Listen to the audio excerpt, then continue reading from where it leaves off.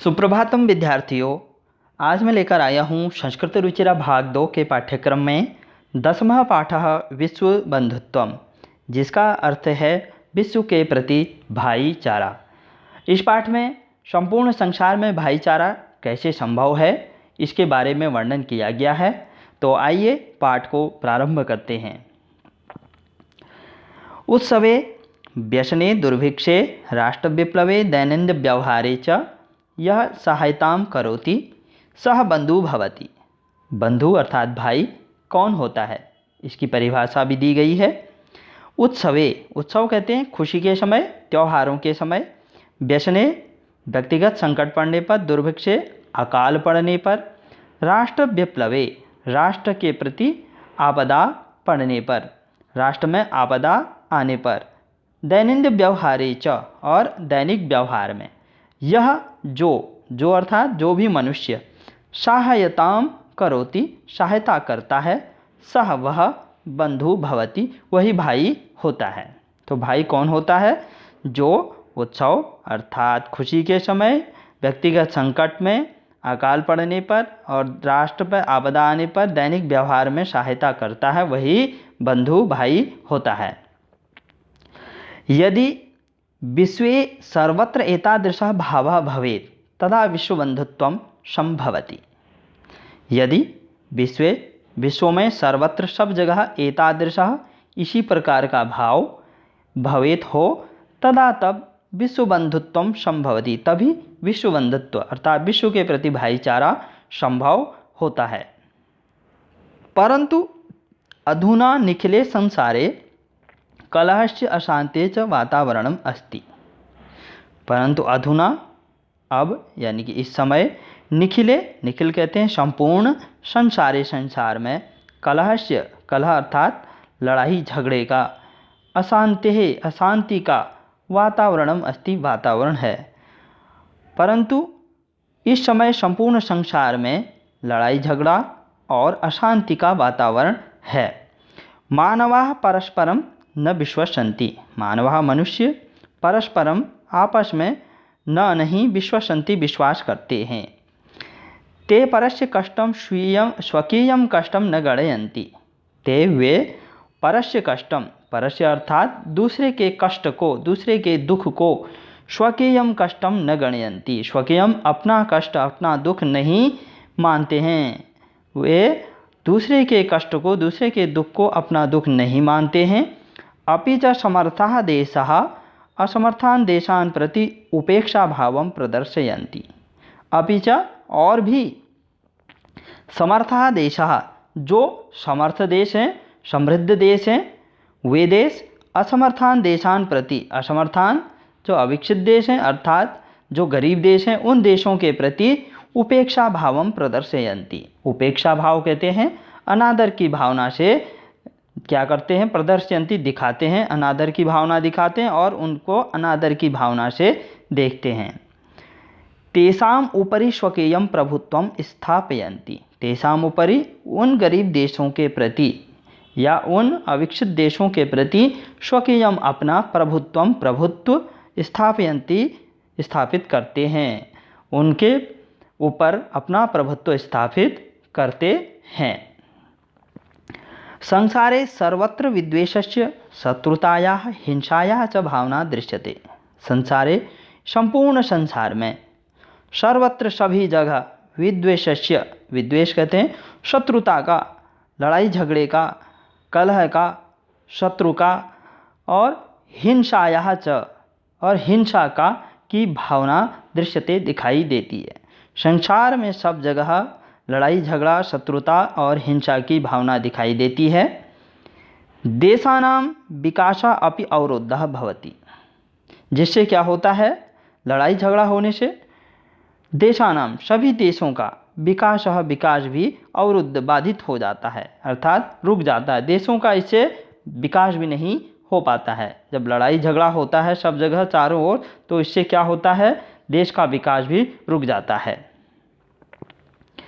इयं महती आवश्यकता वर्तते, इयं महती आवश्यकता वर्तते, इयं यह महती बड़ी आवश्यकता वर्तते, आवश्यकता है, यत् एकः देशः अपरेण देशेन सह निर्मलेन हृदयेन यत् एकः देशः एक देश अपरेण देशेन सह दूसरे देश के साथ अपरेण दूसरे देश के साथ निर्मलेन निर्मल स्वच्छ हृदय से बंधुताया बंधुता अर्थात मित्रता का भाईचारे का व्यवहारम कुर्यात व्यवहार करे।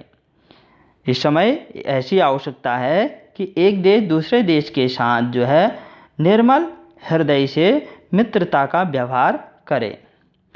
विश्वस्य जनेषु इयं भावना आवश्यकी। विश्वस्य जनेषु संपूर्ण विश्व के जनेषु लोगों में इयं यह भावना आवश्यकी यह भावना अत्यधिक आवश्यक है। ततः विकसित अविकसितयोः देशयोः मध्ये ततः तभी विकसित और जो अविकसित हैं जो समर्थ हैं और जो असमर्थ नहीं हैं समृद्ध और गरीब देशों के मध्य में स्वस्था स्पर्धा भविष्यति तभी एक स्वस्थ स्पर्धा होगी यानी कि स्पर्धा कहते हैं होड़ यानी कि मुकाबला भविष्यति होगा। तभी स्वस्थ और समृद्ध देशों के बीच जो विकसित और अविकसित देश हैं उनके बीच में जो है स्वस्थ प्रतियोगिताएं हो पाएंगी। सर्वे देशाः ज्ञान विज्ञानयोः क्षेत्रे सर्वे देशाः सभी देश ज्ञान विज्ञानयोः क्षेत्रे ज्ञान और विज्ञान के क्षेत्र में मैत्री भावना मित्रता की भावना और सहयोग से समृद्धिं प्राप्तुं समर्था भविष्यन्ति क्या करेंगे समृद्धि संपन्नता को प्राप्त करने में समर्थ होंगे।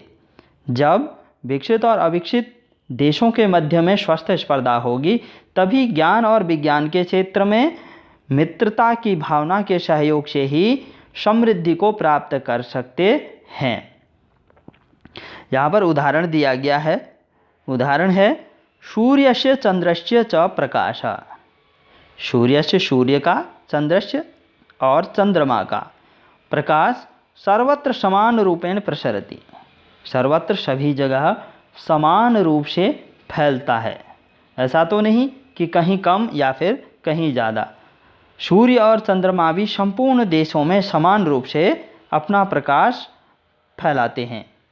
प्रकृति ही अपि सर्वेषु समत्वेन व्यवहरति प्रकृति ही अपि जो ये प्रकृति है वह भी सर्वेषु सभी लोगों में समत्वेन व्यवहरति समान रूप से व्यवहार करती है।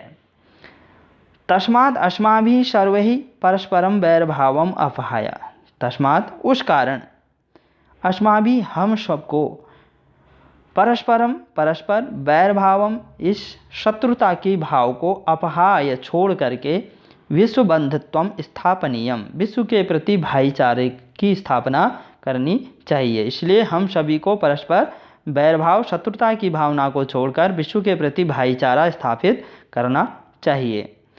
अतः विश्वस्य कल्याणाय अतः इसलिए विश्व के कल्याण के लिए एतादृशी भावना भवेत् इस प्रकार की भावना होनी चाहिए। कैसी भावना? यहाँ पर श्लोक दिया है अयम निजः परो वेति गणना लघु चेतसाम उदारचरितानां तु वसुधैव कुटुंबकम। अयम यह निजः निज मतलब अपना मेरा है यह मेरा है परो वेति या यह दूसरे का है। यह गणना तो लघु चेतसाम कहते हैं जो छोटे हृदय वाले होते हैं क्षुद्र हृदय वाले होते हैं उन लोगों के बीच में ऐसी भावना होती है। उदार चरितानाम तु उदार चरित्र वाले लोगों के लिए तो वसुधैव कुटुंबकम वसुधैव वसुधा अर्थात पृथ्वी ही क्या है कुटुंबकम परिवार है। संपूर्ण पृथ्वी ही परिवार के समान होती है। अयम निजः परोवेति यह मेरा है या यह पराया है ऐसी गणना छोटे हृदय वाले लोगों की होती है परंतु उदार चरित्र वाले लोगों के लिए तो संपूर्ण पृथ्वी ही परिवार के समान होती है। ये इस पाठ से संबंधित शब्दार्थ दिए गए हैं और इसके बाद प्रश्न व अभ्यास में सबसे पहले प्रश्न दिया गया है उच्चारणम कुरुत। ये आप मेरे साथ उच्चारण करेंगे। दुर्भिक्षे राष्ट्र विप्लवे विश्वबंधुत्वम विश्वशांति उपेक्षा भावम विद्वेषस्य ध्यातव्यम दुख भाग प्रदर्शयन्ति। प्रश्न नंबर दूसरा है मंजूषातः समान अर्थक पदानि चित्वा लिखता। ये मंजूषा दी गई है, इससे समान अर्थक अर्थात पर्यायवाची शब्द उसी के समान अर्थ प्रदान करने वाले शब्दों को चुन करके लिखना है। तो सबसे पहला है स्वकीयम। स्वकीयम का अर्थ अपना होता है, तो आत्मानम, आत्मानम का अर्थ भी अपना ही होता है। अवरुद्धः रोकना, बाधितः रोकना, कुटुंबकम परिवार, परिवार का भी परिवार, अन्यस्य परयस्य दूसरे का, अपहाय छोड़कर, त्यक्त्वा छोड़कर, समृद्धः धनी, संपन्नम का भी धनी, कष्टम दुख और दुखम का भी दुखी होता है, निखिले संपूर्ण और संपूर्ण का भी संपूर्ण। इसके बाद है क्वेश्चन नंबर 3 रेखांकित पदानि संशोध्य लिखिता। नीचे ये रेखांकित पद हैं, ये गलत हैं, इनको थोड़ा शुद्ध करके हमें लिखना है। तो पहला है छात्राः क्रीडा क्षेत्रे कन्दुकात् क्रीडन्ति। छात्राः सभी छात्र क्रीडा क्षेत्रे क्रीडा के मैदान में कन्दुकात् गेंद से क्रीडन्ति खेलते हैं। तो यहाँ पर कन्दुकात् पंचमी है, जबकि पंचमी अलग होने के अर्थ में होती है, तो इसलिए यहाँ पर इसका जो सही अर्थ शब्द होगा वो होगा कन्दुकेन, यानी कि छात्र क्रीडा क्षेत्र में गेंद से खेलते हैं। ते बालिकाः मधुरम गायन्ति। तो यहाँ पर स्त्री बालिकाएं, ये स्त्रीलिंग का शब्द है, मधुरम मधुर, गायन्ति गाती हैं।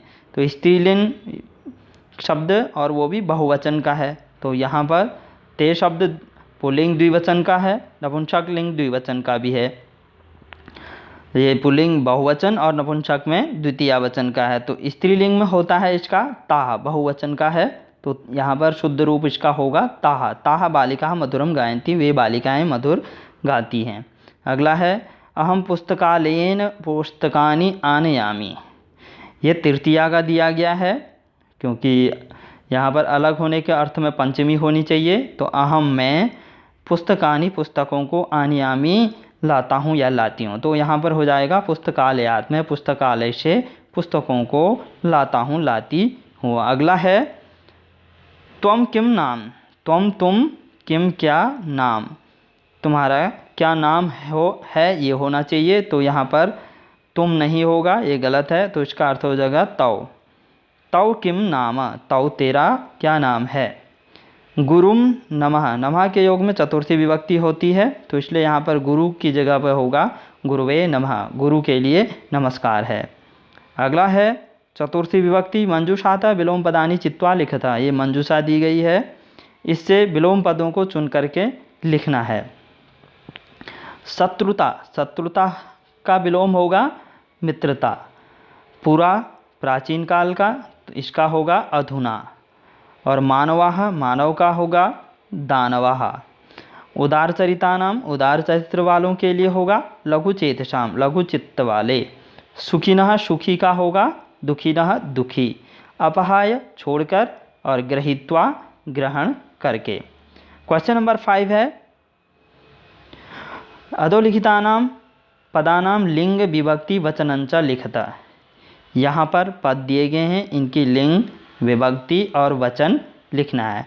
तो सबसे पहले बंधु दिया है, तो बंधु इसका लिंग है पुल्लिंग, और ये प्रथमा विभक्ति का एक वचन है। दूसरा है देशान, देशान ये भी पुल्लिंग शब्द है, और ये द्वितीय विभक्ति बहुवचन का है। अगला घृणा शब्द है, घृणा स्त्रीलिंग का है, स्त्रीलिंग, और इसकी विभक्ति पंचमी है, वचन एक वचन। कुटुंबम, कुटुंबकम, कुटुंबकम है नपुंसक लिंग का, और ये द्वितीय विभक्ति एक वचन का है। रक्षायाम ये भी स्त्रीलिंग का है, और ये सप्तमी विभक्ति एक वचन का है।